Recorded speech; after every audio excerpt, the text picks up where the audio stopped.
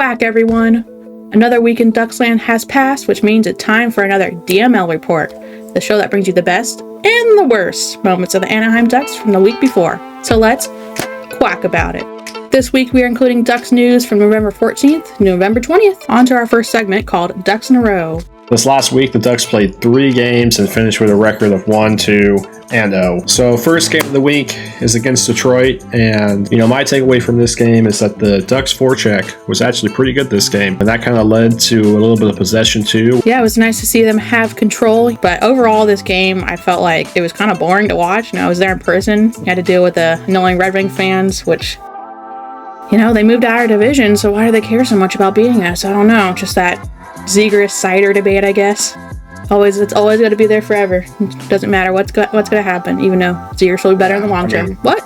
No, sorry. Lucas Raymond is better than Zegras. I don't know what you're talking about, Kim. That's what I've heard. Sure. Yeah. Okay.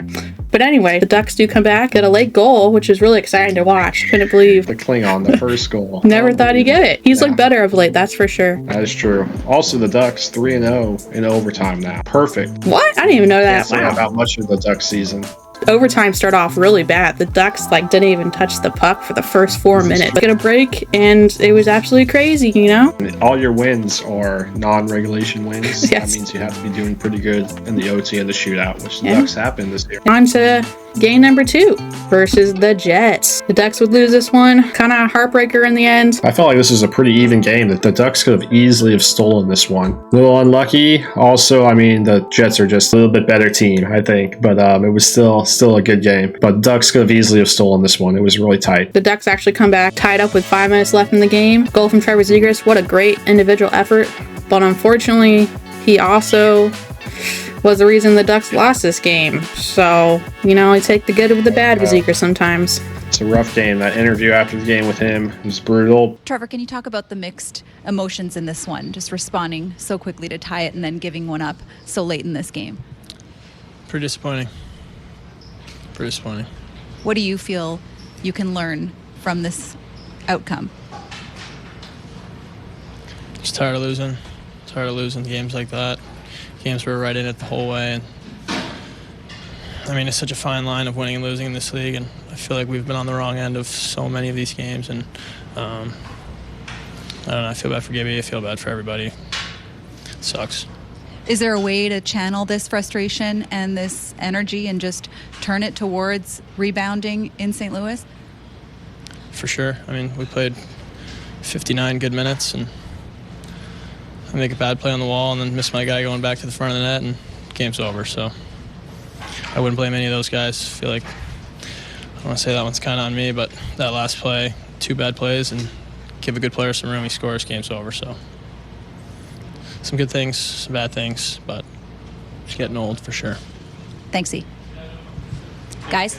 Yeah, 2 of these goals I think are, it's his guy scoring, so it's a tough look, and definitely something Zegras has to work on, I think.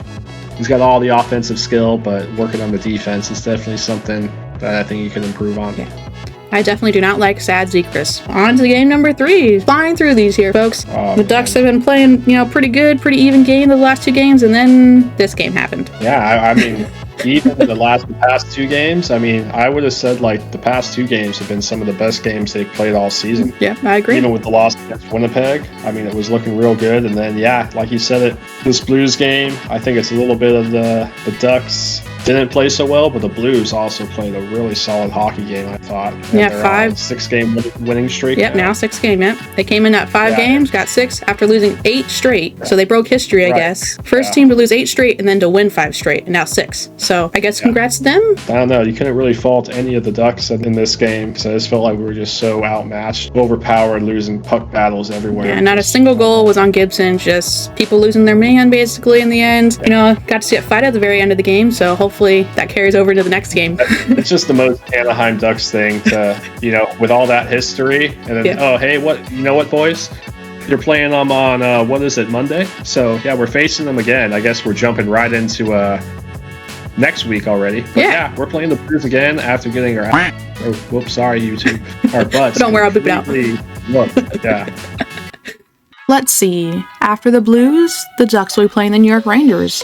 Last time these teams faced in New York, with the Rangers winning 6-4. The Rangers will be coming off a back-to-back in which they played out against the Los Angeles Kings the night before, and also only playing 2 games last week. So rest, but then not a lot of rest. Then on Friday, the Ducks will play against the Ottawa Senators the day after Thanksgiving at 12 p.m. The Senators started really strong this season, but have kind of slowed down, winning only 2 games in their last 10, which includes a 7-game losing streak. And now time for the last game of the week, where the Ducks play the Seattle Kraken on Sunday the 27th. But this game, also some exciting news. Sean and I will both be at the game together, and it's also Troy Terry bobblehead night. Timmy! The Kraken, though, are not the same team we saw on opening night when the Ducks beat them 5-4 in OT. Absolutely crazy game to be at, but they have now won 7 in the last 10 and are now 10-5-3. Realistically, I see the Ducks probably winning 1 game this week against the Ottawa Senators, but even they are way better than they were last year, even with their slow stretch right here. So it's a tough week for the Ducks. And on to our next segment,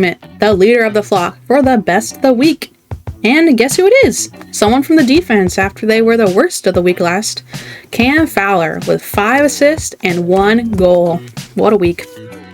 That's right. We called him out, Cam Fowler. You know, even with all the points, did a great job at the defensive end too, just relieving the pressure with his pretty good skating. Not as much sand wedging, as Allers would say. Yeah, and the 1 goal he got, he finally was on the power play and didn't do a stupid little wrister to the net. He slapped it, and guess what? He scored. That kind of shows that he's just feeling confident right now, because I feel like those wristers, he's not throwing those to score. He's throwing those for a tip, kind of, you know, slapping it. I mean, he's trying to score. Now on to another topic.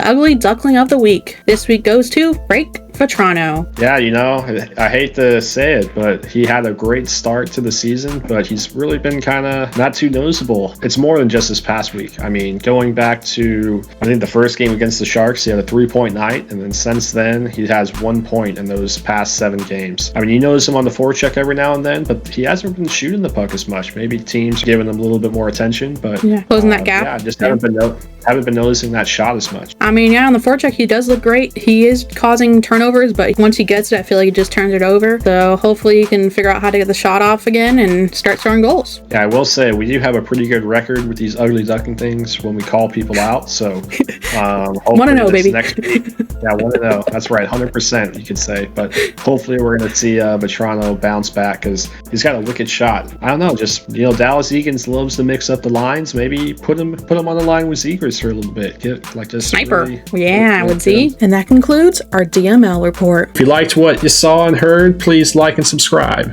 And also, be sure to comment down below of any improvements we can make in the show. Your feedback is much appreciated, because we're still just learning.